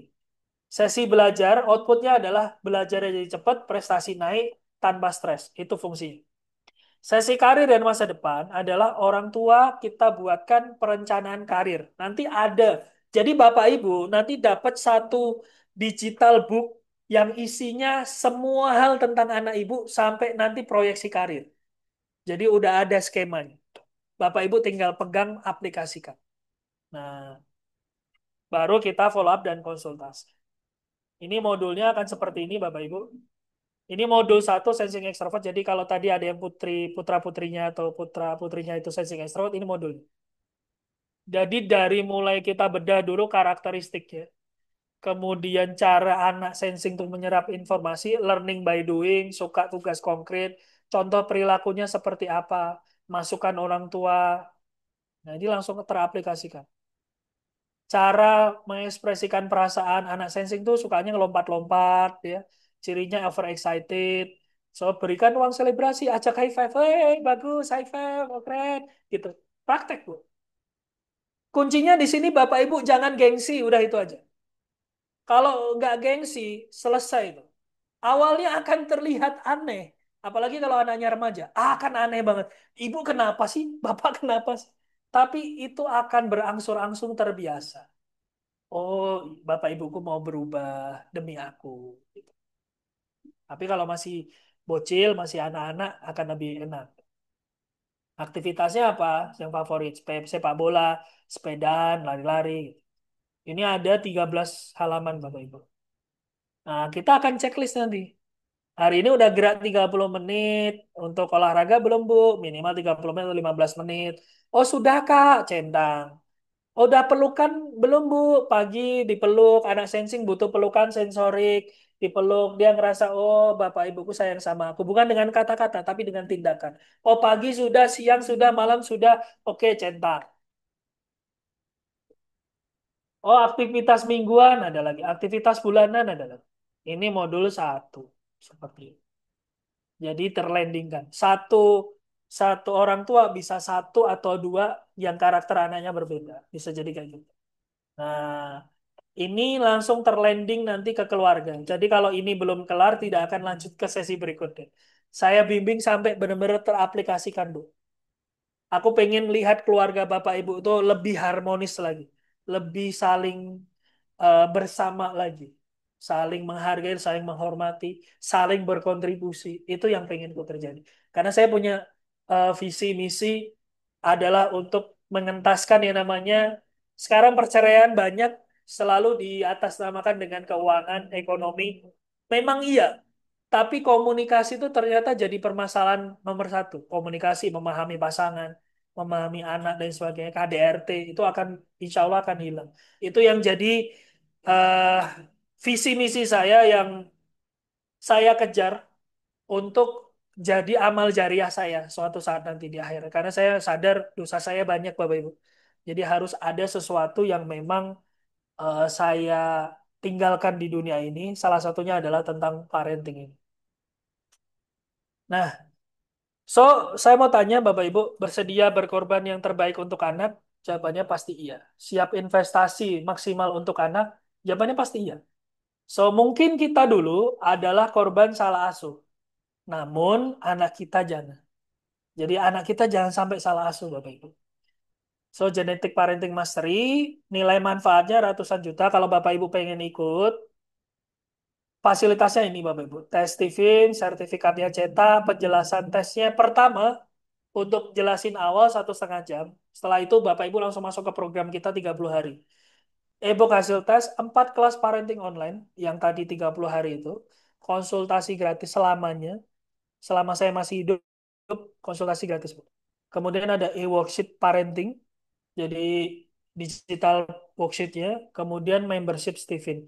Membership Stephen ini nanti kalau ada informasi-informasi lanjutan, terus Bapak Ibu pengen nih, aku pengen ngejual apa namanya, nawarin tes Stephen ini untuk keluargaku, untuk saudaraku ini, bagaimana ya kerjasamanya? Nanti masuk di membership ini. Nah, kita kita ngomongin tentang apa namanya kerjasama di luar tesnya. Gitu. Harga normalnya di angka 650.000. Bayangin, murah banget ini Bapak Ibu. Bapak Ibu dengan 650.000 menyelesaikan permasalahan seumur hidup. Jadi mindsetnya jangan mikirin 650 gitu, enggak. Tapi 650 adalah tiket untuk menyelesaikan permasalahan hidup Anda dengan anak, dengan keluarga. Gitu. Tapi tadi kemarin saya sudah janji, Bapak Ibu silakan cek harga tes Steven dimanapun 650.000 sekarang. Itu pun tidak pakai bimbingan 1 bulan. Cuma dijelasin 1,5 jam, Ibu terus tinggal. Udah gitu ya. Tapi dari saya kasih bonus untuk bimbingan 30 hari, gratis, nggak tambahan biaya sama sekali. Sesuai janji saya di grup, yang ikut webinar ini akan dapat diskon 150.000 lagi. Jadi Bapak Ibu tinggal keluar di angka 500.000 untuk program ini, investasi seumur hidup. Ingat ya, mindsetnya adalah investasi. 500.000 menyelesaikan permasalahan seumur hidup, insya Allah. Karena sudah saya lakukan ke ratusan orang tua. Jadi insya Allah mudah-mudahan Bu atas izin Allah niatkan saja baik, niatkan untuk investasi, mudah-mudahan bisa untuk menyelesaikan permasalahan Bapak. Cuman karena ini saya diskon, saya kan ngurangin nih jatah saya sebenarnya.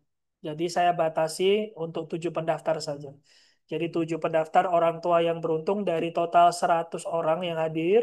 Silakan nanti chat saya secara pribadi. Setelah ini, cara daftarnya bagaimana? Yang pertama ada lunas. Lunas tuh 500.000 transfer dulu ke saya. Nanti kita jadwalkan ke kota Jenengan.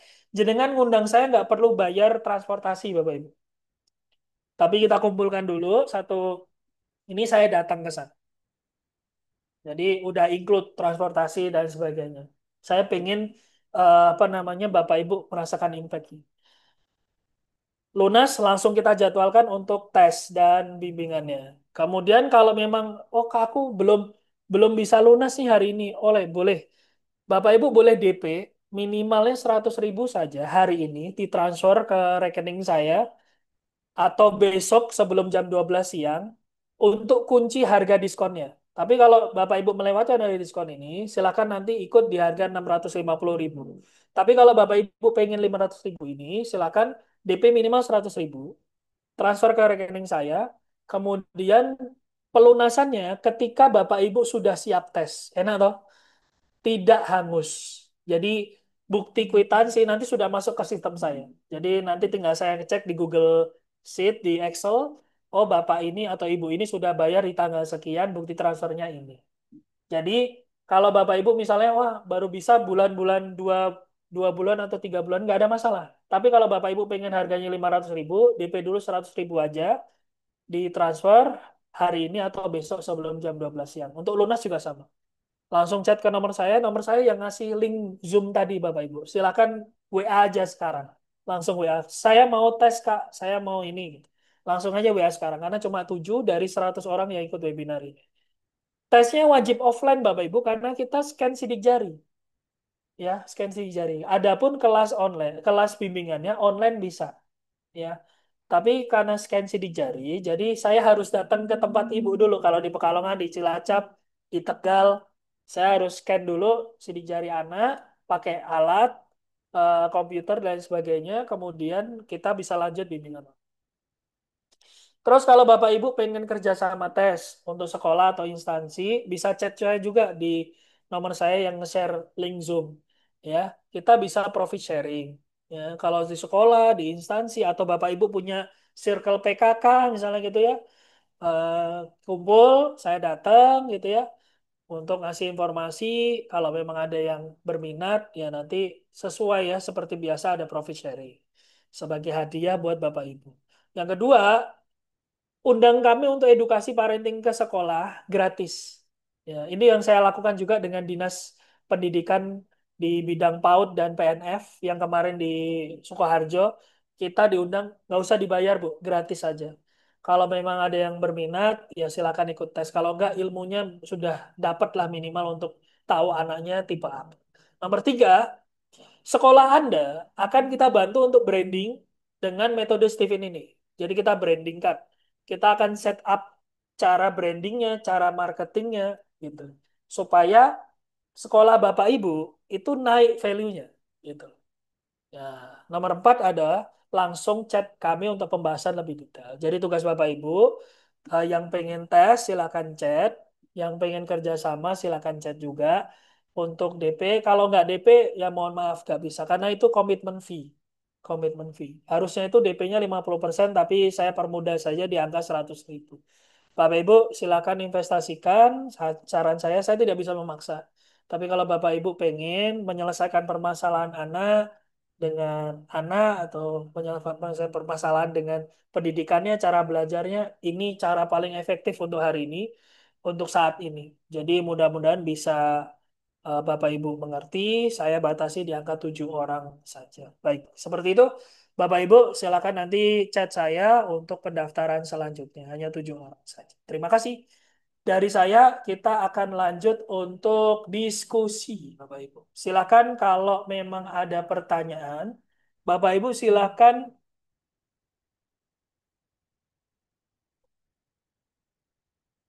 Oh, Budian Puspitasari. Alhamdulillah, anak saya juga pernah tes Steven, Pak. Hasilnya sensing ekstrovert. Tuh, sama kayak saya, Bu, Bu Nurjana. Nanti lanjut bareng ikut parenting ya, biar tambah paham mendidik anak. Ya, kalau memang sudah tes Steven, nanti boleh ikut yang parenting kita program. Ya, materi nanti saya akan share, Bu. Materi akan saya share. Rekamannya juga akan saya share. Monggo Bapak Ibu kalau ada pertanyaan, ini Mbak Gina masih di sini, boten nggih? Mbak Gina, halo. Sepertinya sudah atau lagi ke toilet mungkin sih. Monggo Bapak Ibu kalau ada pertanyaan boleh di chat di kolom chat atau on mic. Silakan kita mau coba untuk jawab. Ini sudah masuk ada 1, 2, 3, 4. Berarti tinggal 3 lagi Bapak Ibu. Silahkan Bapak Ibu untuk bisa eh chat Bu. Silakan Bu. Mumpung masih ada 3, ayo Bu. Buruan. Ini harga normalnya 650 ini. Bapak Ibu silakan browsing di Google. Harganya 650, ada yang 750. Saya pengen bisa bantu Bapak Ibu memfasilitasi karena permasalahannya memang di keuangan. Tapi kalau memang mindsetnya adalah untuk investasi, saya yakin keuangan nggak jadi masalah. Dicariin mas. Tesnya untuk anak atau ortu? Utamanya untuk anak dulu Bu Resti. Nah, kalau memang ortu pengen tes juga bisa. Jadi nanti bisa saling mengerti. Oh, aku tipenya feeling, anakku thinking. Jadi aku harus gimana sama anakku dengan karakterku ini. Jadi memang lebih bagus. Tapi untuk utamanya ke anak dulu. Buat Bapak Ibu sudah WA nanti saya tanggapi nggak Bapak Ibu. Kita lanjut ke pertanyaan dulu. Kemudian dari Pak Zaki Mubarak. Isi pertanyaan bagaimana cara mengetahui potensi karakter anak? Kalau secara umum tanpa tes, tadi ilmu yang sudah saya share itu sebenarnya sudah bisa Bapak Ibu gunakan tadi seperti contoh introvert atau ekstrovert gitu.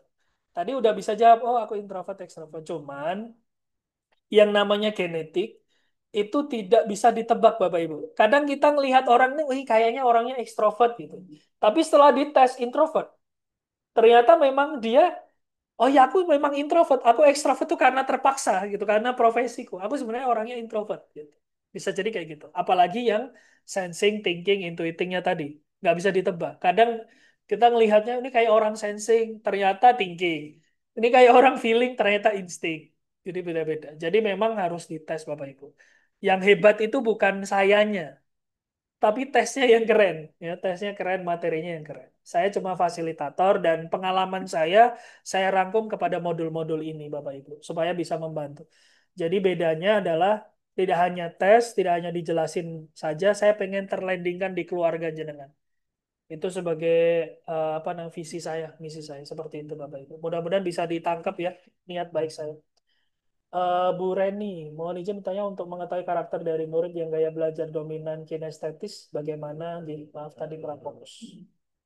Suara laptop kecil. Oke, kalau kinestetis Bu Reni, dia fokusnya adalah belajar sambil bermain. Itu dulu yang pertama. Dua, eh, dia lebih suka praktek daripada banyak teori.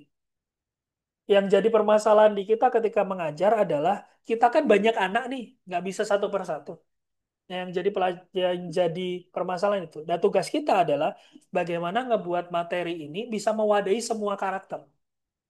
Sensingnya dapat, intuiting dapat, thinking dapat. Jadi memang kitanya harus mau effort.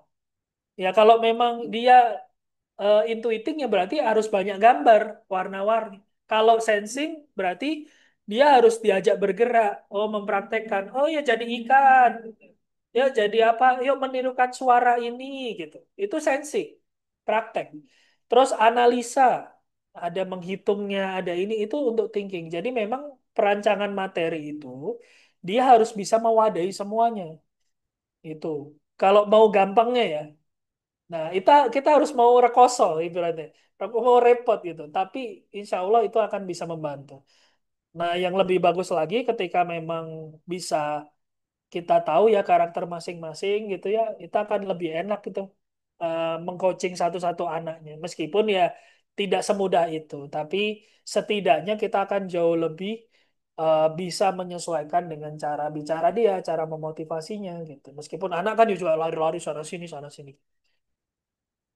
Kalau anak kinestetis, cara membuat dia tenang itu menurut Steven adalah dengan dikasih ruangan dia untuk mengekspresikan diri. Makanya sampai dewasa pun ini tuh nggak berubah, Bapak Ibu. Steven itu nggak berubah dia. Yang ada hanyalah terdidik atau tidak terdidik. Jadi contoh misalnya, dia kan sensing. Kelemahannya adalah kreativitas. Apakah selama hidup dia tidak akan kreatif? Ya tidak begitu. Tapi kreativitas dia adalah dengan cara mencontoh. Kalau dia tahu pola ini, maka tugas dia adalah memperbanyak referensi contoh supaya dia bisa mengaplikasikannya. Contoh seperti itu. Dua, orang sensing tuh terus pengennya bergerak. Ya, saya punya teman banyak lah anak-anak sensing, teman-teman saya, teman yang sensing itu rata-rata jadi pedagang, pengusaha gitu. Hobinya kalau nggak nge-gym lari. Salah satu tokoh yang sudah tes Pak Sandiaga Uno. Jadi kalau Bapak Ibu pengen tahu gambaran anak seorang sensing tuh Sandiaga Uno. Kalau mau tahu gambaran orang insting yang sudah tes Pak Helmi Yahya, Ustadz Felix Siau, Ustadz Hanan Ataki, itu orang insting. Bapak Ibu bisa memahami itu. Kalau feeling ada Coach Shafi Effendi, kemudian ada Ustadz Maulana yang tiap subuh itu jamaah, itu orang feeling, ya, perasa dia. Kalau orang thinking, Bapak Ibu bisa lihat eh, dulu ada pakar branding namanya Pak Subiakto. Kemudian ada thinking itu Tasya Kamila. Nah, itu kalau artis-artis dulu pasti ingat ya, Tasya Kamila itu orang thinking. Intuiting tuh ada Pak Jaya Setiabudi. Kalau Bapak Ibu pengusaha pasti ngerti Pak Jaya Setiabudi. Itu intuiting. Kemudian Ustadz Adi Hidayat. Itu sudah tes juga. Ustadz Adi Hidayat itu intuiting. Makanya beliau ketika menskemakan hafalan Quran oh diletakkan di sini itu intuiting kan. Ini bawah sebelah kanan, ini sebelah ini itu intuiting sekali. Itu intuiting beliau. Ustadz Syafiq yang suka di YouTube dan sebagainya itu intuiting juga. Oke, Bu Roro Syarifah Haniah. Mudah-mudahan tidak salah nama nih ya. Jika anak kelas 5 tulisan jelek, malas dalam hafalan Al-Quran, lebih suka HP, dia memilih ekstrakurikulernya sedang karate, sebelumnya renang. Kurang suka matematika, sebenarnya dia bakat minatnya di mana. Itulah fungsi tes Stephen, Bu. Itu fungsinya. Kita kan bingung nih, udah kelas 5 tulisannya jelek, malas dalam hafalan Quran gimana. Nah, uniknya di Stephen, nanti meskipun tidak saya sebutkan, di pola belajar nanti kita akan install pola menghafal Quran sesuai hasil tes Stephen. Kalau thinking itu nanti gimana, sensing gimana, intuiting gimana, ada sendiri Bapak. Insya Allah mudah-mudahan nanti bisa ngebantu secara menyeluruh lah seperti itu. Izin bertanya, Bu Bina Amanah Sidapurna. Izin bertanya kalau tes biaya tes 650 atau 500 apakah setelah itu ada biaya? Bu, kalau normalnya 650, Ibu bisa cari di Google. Harganya rata-rata di segitu. Tapi khusus yang daftar hari ini 500.000. Mau DP 100.000 boleh, nanti pelunasinya ketika siap, atau langsung dilunasi nanti kita jadwalkan untuk tesnya ke kota Jenengan. Jenengan nggak usah datang ke Solo, saya yang datang ke tempat Jenengan. Nanti kita ketemuan di satu tempat lah di daerah sana. Apakah setelah itu ada biaya lagi? Tidak. Nah, Ibu bisa pegang omongan saya. Tidak akan ada biaya lagi, Ibu. Siap Bu Reni, terima kasih. Begitu nggih, Bapak Ibu, terima kasih. Nanti saya share rekaman Zoom ini, kemudian materinya, supaya Bapak Ibu bisa mempelajarinya. Begitu ya Bapak Ibu, terima kasih atas waktunya. Bapak Ibu sehat-sehat selalu. Semoga selalu diberikan keberkahan, kelimpahan rezeki. Bu, hari ini kita belajar Sifin, tapi bukan berarti kita nggak bisa jadi saudara. Nah, kalau kita nanti datang ke tempat Bapak Ibu, ke daerah jenengan semuanya, saya kabari. Siapa tahu kita bisa sharing, siapa tahu bisa kerjasama, seperti itu Bapak Ibu. Jadi tidak hanya terlepas dari pemateri dan penerima materi, seperti itu. Gitu nggih Bapak Ibu. Terakhir nih, Bu Musliha SPD. Izin bertanya, anak usia 3 tahun, anaknya kalau bicara cerdas banget, tapi kalau disuruh di depan orang lain, kencing banget. Gimana Pak? Ini butuh skill namanya public speaking, Ibu. Jadi public speaking itu dia sebenarnya punya bakat untuk ngomong. Cuman kalau analisa saya awalnya saya akan tanya dulu, pernah nggak dia punya trauma, pernah ngomong di banyak orang, tiba-tiba dia dipermalukan. Nah ini harus diselesaikan dulu. Rata-rata begitu. Ada anak thinking, ada anak thinking, anak pemikir kan harusnya analisanya bagus ya. Dia tidak suka matematika. Yang pertama saya tanyakan adalah, kok nggak bisa matematika? Bukan itu. Tapi saya tanya, apa pernah ada trauma? Coba orang tuanya cerita. Ternyata benar. Dulu itu pernah dia ngerjain soal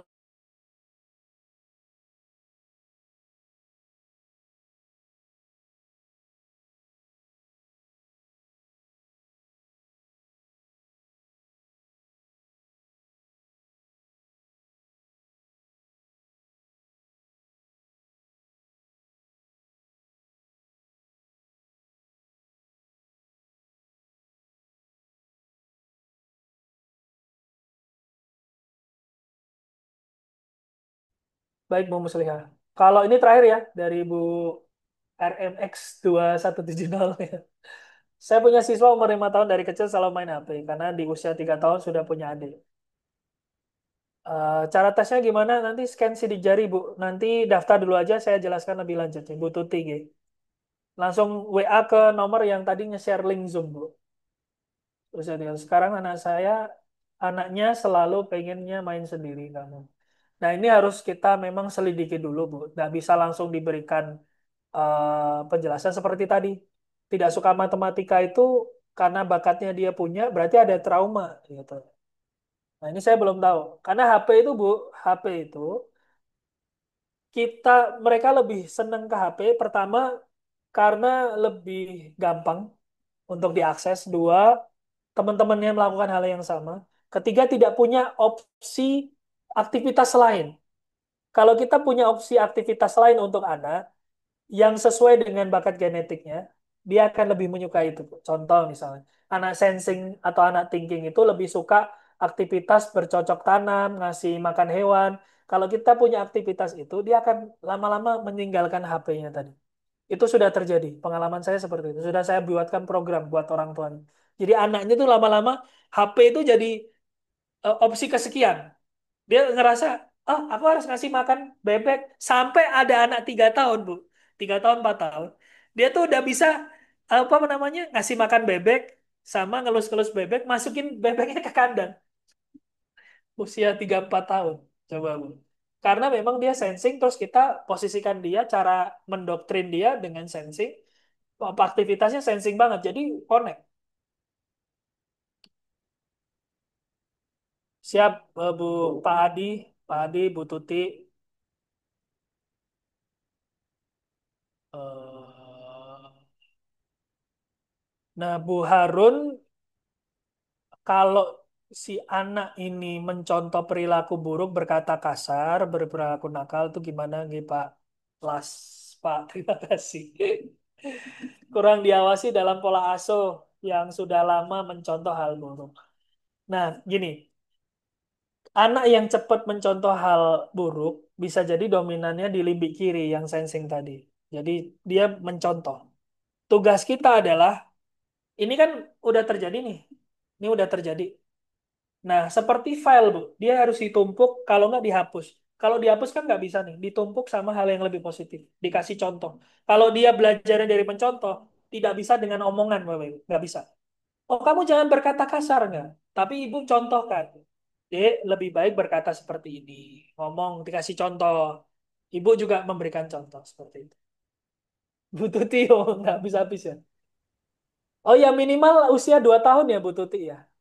Waalaikumsalam, Bu Tuti. Saya 2 tahun. Karena sidik jarinya udah mulai fix. Kalau masih kecil saya nggak berani. Di bawah 2 tahun saya belum berani. Karena SOP kita minimal 2 tahun. Supaya bisa kebaca sidik jari. Baik, terima kasih Bapak Ibu. Karena sudah sangat malam ya, setengah 10. Masya Allah tidak terasa. Mudah-mudahan bisa bermanfaat. Kita tutup dengan bacaan Alhamdulillah bersama-sama Bapak Ibu. Alhamdulillahirrahmanirrahim. Assalamualaikum warahmatullahi wabarakatuh. Terima kasih Bapak, Bapak Ibu. Terima kasih. Nggih. Masya Allah nih 85 orang stay loh. Masya Allah ini luar biasa.